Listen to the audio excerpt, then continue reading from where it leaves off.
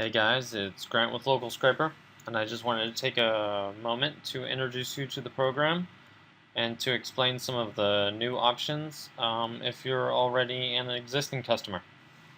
So let's just hop right into things, and I'm going to go over the user interface for you. Right here we have the scrape target.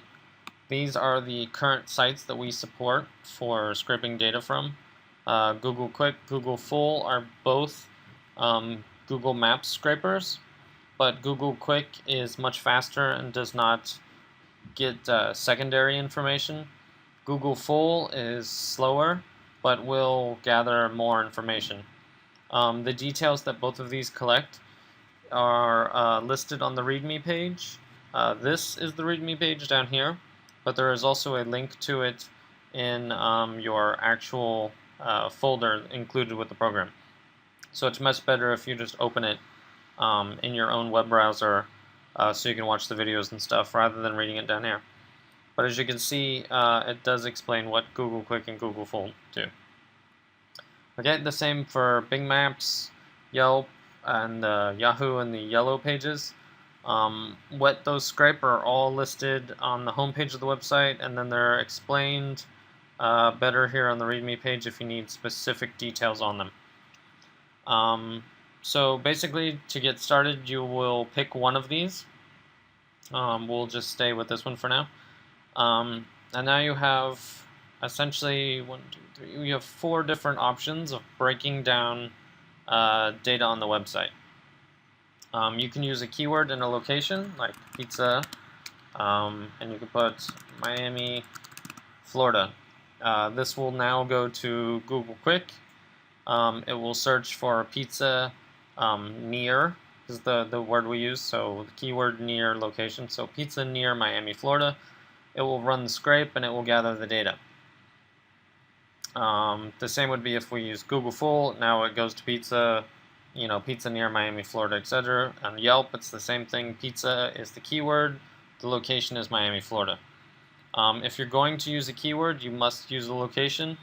These 2 fields are essentially linked together, so they go together. A keyword needs a location. The next one will be the keyword list and the location list. What these are is they are lists, text documents. Let's see if I can open one up here for you, of keywords line by line. So in this one we have pizza, plumbers, hotels, line by line, and you would have it saved just like this. And then what you would have is you would have another text document right here, like called location, and the location would be, Miami, Florida, Key West, Florida, I don't know, and then a zip code 90210, sure. So the main thing you have to keep in mind with using the lists is that a keyword list must be used with the location list, and they must be the same length. So if the keyword list has 20 keywords in it, the location list must have 20 keywords in it. These 2 are linked together and only work with each other. So you cannot include a keyword list of 20 locations and then type in a location in this box. It will not work. These 2 must be used together. Even if the location is just repeated over and over again. I know it's a pain in the butt, but that's just how it works. So yeah, this would be what you would have to do. If you had 50 of them, it would have to be repeated 50 times. They must match up.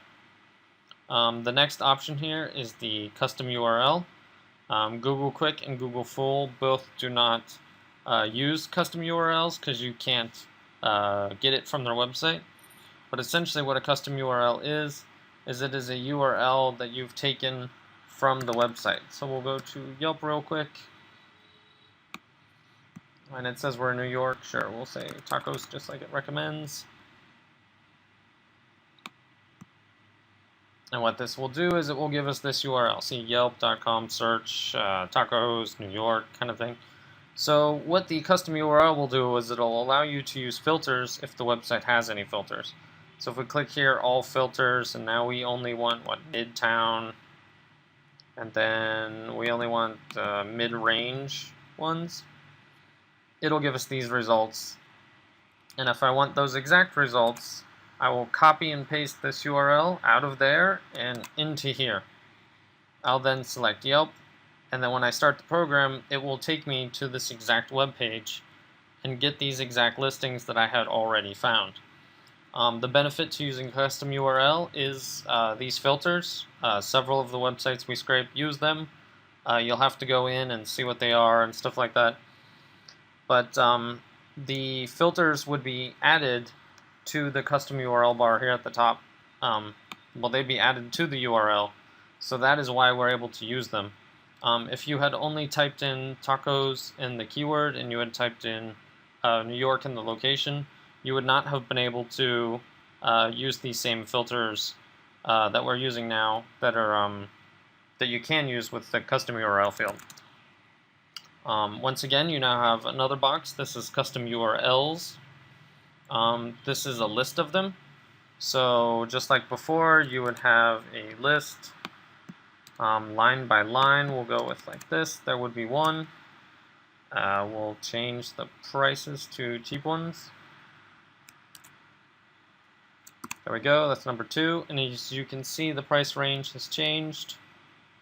Oh, it added both of them. Okay, yeah. Anyway, this would be still a different one. If we wanted even another one, we'll click like here. And then we'll have our 3 examples just like before. Let's pull this over so it fits all in one line now. So you'll have this, you'll save this as a plain text file. You will load it into the program. You click here and it says like where's the text file. You open the text file and then it's there. The benefit of using these list options is that they semi-automate the program. As you can already imagine, if you type in pizza in Miami, Florida, that will give you one scrape and one scrape only. If I wanted to run the same pizza search in the 3 different places without having to be here to continuously run the program, I would do so with these list options. So the list options give you a way to automate the program and to sort of leave it running overnight or as you're doing normal work. The thing to note is that these lists should be fairly small. It is a form of automation, but it is not a form of permanent automation. So you're going to want to keep the lists, personally I keep them below 20, which means this text document will be 20 lines long or less. That's kind of a pain in the butt, but the program can use a lot of memory. Scraping is very memory intensive, very computer intensive, and if you try to run it indefinitely, eventually it will bog down and just sort of kill itself off. So you'll want to keep the list short so you'll get the data that you want, then you'll want to close the program, then you want to reopen the program, and then you can run another list. Just think of it as kind of restarting it and giving it a break, and then letting it go again. Up here, the records found. This is how many business listings the program has found. So if we were to do this search with the like pizza, well, I can bring it up over here. If we could do this up, what it would do is it would come through and it would grab this one and this one and this one, and hopefully as it went through all the pages here, it would eventually get to 140. So for this custom URL up here, this will say records found. It'll say 140 right where my mouse is right now. That is only how many businesses the program has found, not how many businesses it's processed. So the main thing that you want to keep track of is current record.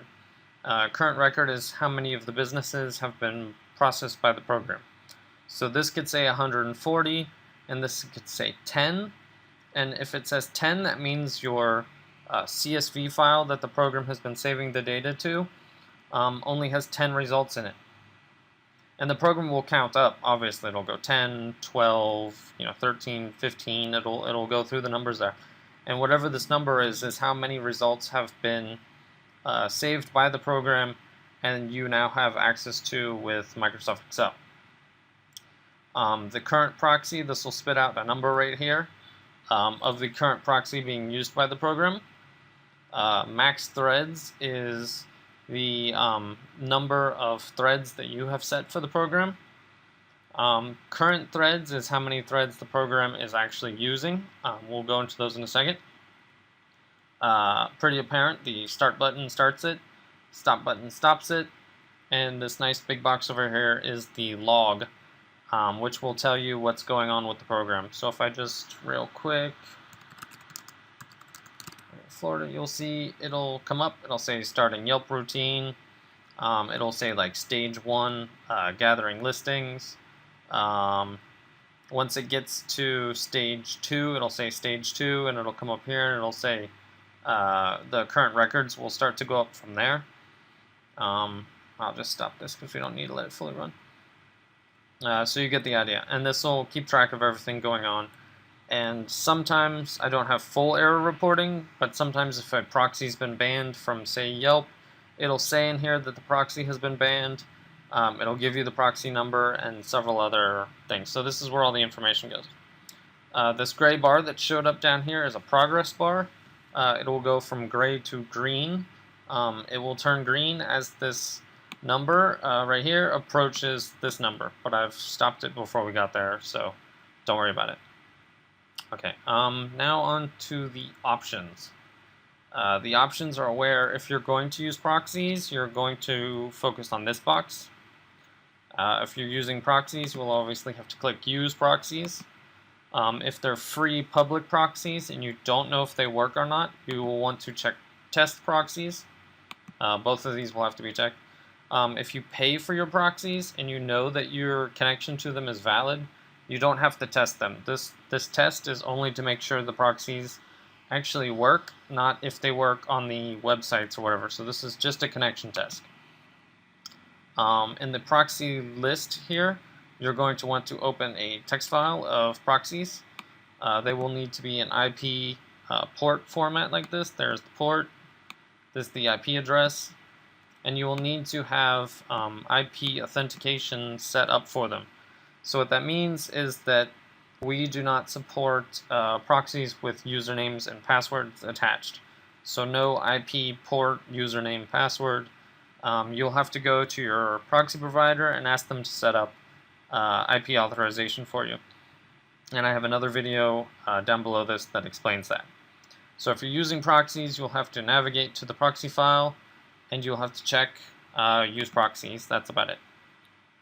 If you're using Hide My Ass VPN, you're going to want to open the Hide My Ass program.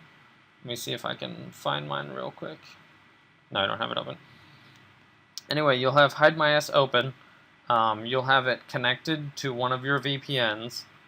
So make sure the little green checkbox is there and it says it's connected. Then you will want to check this checkbox, and then you will want to set a time here for how long it usually takes you to disconnect and reconnect to Hide My Ass. So what's going to happen is that if you have this box checked, you will go back and you will hit the start button. It'll say starting the thing, and then it'll say changing IP address with Hide My Ass. And what that's going to do is it's going to disconnect you, change your IP address with Hide My Ass. It will wait this long until moving forward. So if you put 60, it will wait 1 minute now until the program tries to move forward. This is set up because I don't have a way for Hide My Ass to tell me when its IP address changes. So you will have to just guesstimate or use an average number here on how fast you can connect. And what this option will do, this whole Hide My Ass option, is that it will change your IP address at the beginning of every scrape.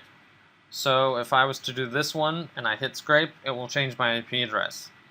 If I was to use a list, each list item, it will change your IP address. So essentially every time the program starts anew and tries to get to the scrape target, it will change your IP address with Hide My Ass. This was added because some users were having problems with the automated timed switching system, because if it was timed for every 5 minutes, it might change your IP address at a point in the program that it needed for you not to change your IP address.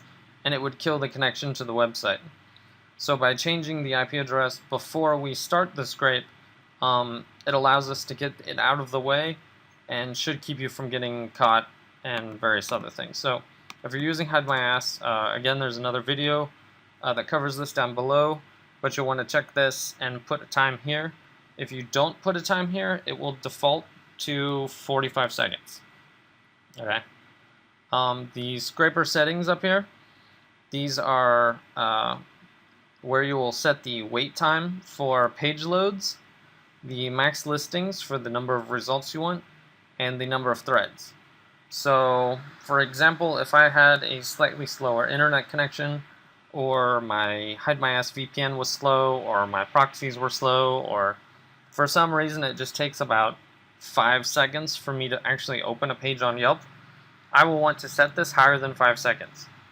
So if I set this to 10, that means it's going to go, it'll go to Yelp, it'll wait 10 seconds, like 1,000, 2, 1,000, 3. It'll get to 10. If we're on the stage 2 or whatever, it will click here. It will like open the page and it'll go 1, 1,000, 2, 1,000. It waits. So what this does is it can make you seem more human to the website, because humans will obviously visit the page and then read over the content before going back and visiting another page.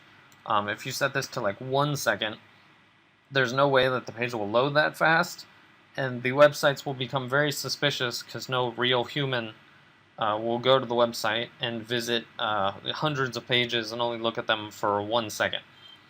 The program defaults, if you leave this empty, at a random number between 2 and 3 seconds, so 2.5 seconds, 3 seconds. That's just what the default is. If you want it higher, go for it, set it to like 5. Obviously this slows down the program, but it also allows the program to run and not get caught, and make sure your scrape actually finishes, which I think is more important. The max listings is a rough number on the max number of listings you want. For example, Yelp has a result limit of 1,000 listings. So no matter what search you do, they will give you at most 1,000 listings, which is 99 pages. We can't really get to it, but there's 99 pages here, possibly. But if I don't want 99 of like 1,000 results, I only want the first 100 businesses from Yelp, I want to set this at 100. It will get to 100, I say roughly, because it won't know it's at 100 until the next page, so it will still scrape the next page. So in reality, 100 is more like 120 listings, but that's far better than it getting to like 1,000 and you realizing that you only needed the first 10 or 100 or something like that. So you're going to want to set this. There's no default. Put something in here if you want to limit the things. Threads is an interesting thing, is that this will speed up the program dramatically in the second stage of the program. What I mean by that is that right now with one thread it would work similar to this web browser, and that I am just one guy and I'm going to click through each one of these little pages, and as I click through the pages, then I will later like click on each one of these things. So if I set this to say 2, it's now the same as if I had 2 web browsers and 2 copies of me going through the results. So what happens is after stage 1 we get on to stage 2 of the program, where the data is actually collected. And if it is one thread, it will do 1 page at a time. So 1 page, 1 page, 1 page. If threads is set to say 5, which you'll need proxies or Hide My Ass for something like this, then it's not just going 1 page, 1 page, 1 page. It's essentially just 5 copies of itself that are all going out and gathering web pages. So if in 1 second it took me to get 1 page with 1 thread, if I have 5 threads in 1 second, I will have 5 results. Now you see how this can dramatically speed things up if you go to like 50, because that means in the same amount of time it took you to do 1 at 1 thread, you are now doing 50. But this is super advanced. Most users will not be using this. It's very computer intensive, and it's very proxy and connection intensive. I would only recommend going above 5 if you have proxies or hide my ass. If you're going to go, say, above 10, you're going to need only proxies. Hide my ass is only one single IP address, and it will not work if your single IP address is opening 10 connections to a website. So if you're going to go very high, you're going to need proxies, and the more of them, the better. Okay? Personally, because people ask, if I'm doing something just for myself and I don't have any proxies or hide my ass turned on, or I just want to be really safe, I set it to like 2 or 3. It just takes more time, but I know the script will finish, and I just go about my work and I do something else, and I come back and I just get the results. So 3 is like a good, 2, 3 is a good number if you're really unsure. Okay, the file options, if you leave all of this blank, don't touch any of it, the program will auto-save the results into the same folder that it's located. If you want to change that, you'll click here, and it'll ask you for a location, which you can tell it to. So say the desktop instead of the program folder, or your documents folder, or wherever you want it to go, you select that here. If you want the files to have timestamps on them, you will check this box. Now when the program saves, it'll have the date and time that the program was started included with the file name. If you're running lists over and over again, this is a good way to make sure the program doesn't overwrite any old data. If you're worried about losing any data, or if you're not really good at keeping up with moving the files out of the program folder, you probably want to check this, and just make sure it's always checked when you run the program. Okay, finally are the advanced scraper options here. These may change, more may be added. This is where experimental stuff gets added and stuff like that. If you are, I'll start down here because this one you should be familiar with if you're a previous customer. Originally we had an option called Find Emails that would visit the business's website if it had one, and it would look for emails. In the newest version, we don't just look for emails, we look for Twitter, Facebook, and Google Plus accounts also. So the Find Emails has been renamed to Scrape Website because it's no longer just finding emails. So what this does is, like I mentioned, is when it's on stage 2, after it gathered the business data, it will then check if there is a business website. If the business has a website, it will then visit that website, and then it will visit 30 combinations of About Us and Contact Us pages, hoping to find some working ones. And then it will look for this data. I mean, it obviously checks the home page as well. More stuff is added to this all the time. It's not 100% system, but I don't think anything could really be 100% when looking for this kind of data. It's more for just extra data if you need it, and automation if you were going to manually try to do that anyway. So just check this if you want it to check those websites. Up here, these two settings are currently only working with Google Quick and Google Full. This one specifically is Google Full only, and what it's going to do is it's going to check if the business is verified.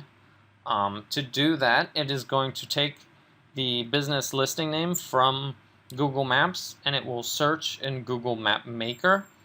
When it's searching Google Map Maker,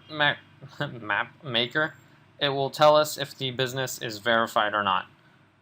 We had to add this workaround because of the new design of Google Maps and them removing the verified results before. So if you check this, it will add an extra step to the program. The program will now have to visit Google Map Maker for every listing. So if you had searched and had 1,000 results from Google Maps, it will need to open 1,000 connections to Google Map Maker and individually check them. So if you're going to use this, make sure you have proxies or the VPN setup, because Google doesn't really like automated bots kind of thing. It's off by default, so you can run the program and not have to worry about getting caught or blocked by Google if you didn't really need that information. Lastly is this new browser setting. This was added because of problems with Google Quick and Google Full. Google now is forcing us 2 versions of their Google Maps, a light mode and a full mode. The full mode is what the program needs to run, so sometimes the built-in browser that you see down here has issues with that, because Google only wants to give us the light mode because we're a built-in browser. It got really complicated, so I've added this option here if you want to try it out. And what it will do is you will need Google Chrome installed. You know, this thing, Google Chrome. You'll need it installed. You'll check here, and what it'll do is now when you run the program, instead of down here, it will actually open Google Chrome like this and automate the process around inside of Google Chrome. And we're doing this inside of Google Chrome because we need the maps to be the full version. And if we go to this real quick, you'll be able to see. Down here at the bottom, it'll say something like you're using the full version of Google Maps and yada yada yada. So if you click here, it will open the actual web browser instead of the built-in browser. It will go to Google Maps and it will do all the same stuff it was going to do anyway, but just now in Google Chrome. If you find this giant Google Chrome window automating itself annoying because you're using this computer for work or something like that, you're going to want to check here, and it will still do the same thing, but it will essentially just shrink this down so you can go about your business. So if you're like working in Excel or doing normal work, and you don't want like a giant web browser on your desktop that is automatically going through all of Google, you want to click this button and hide it. Okay, that's it. Hopefully the README section will help cover the other parts of the program I haven't mentioned. Make sure you read it over. I get constant emails from people that are having issues that are already covered on the README page. So make sure you check it first. If you have any questions after that, feel free to email me. I'm usually always available, and I try to get back to you as soon as possible. Okay, that's it, and I hope you guys enjoy, and good luck scraping.